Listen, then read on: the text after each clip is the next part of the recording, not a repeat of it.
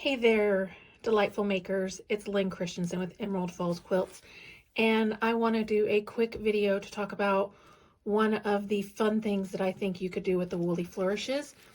So, yes, you could sew them directly onto your bags and your clothes, but I think it's a little more fun to actually sew them onto some sort of pretty fabric and then put them on your bags and clothes.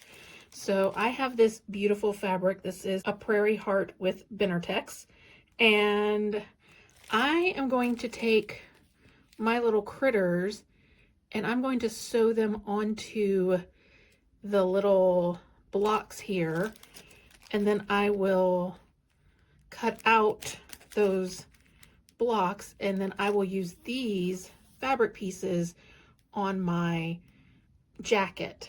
So that way they're a little easier to sew onto fabric than to sew onto like denim or thicker materials like canvas.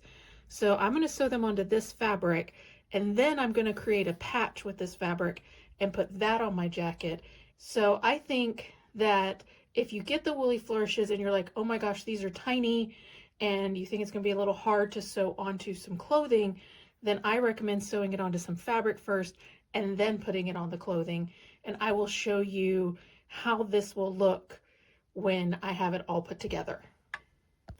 I have stitched my Wooly Flourishes to my background fabric, and your kit comes with enough thread to actually do like some outlines around them, but I didn't really want to do that.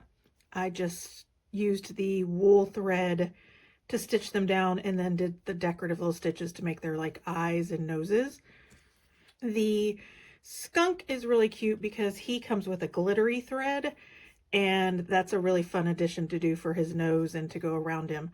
But my next step will be to cut around. I'm going to use some pinking shears, and I'm just going to cut like this square out.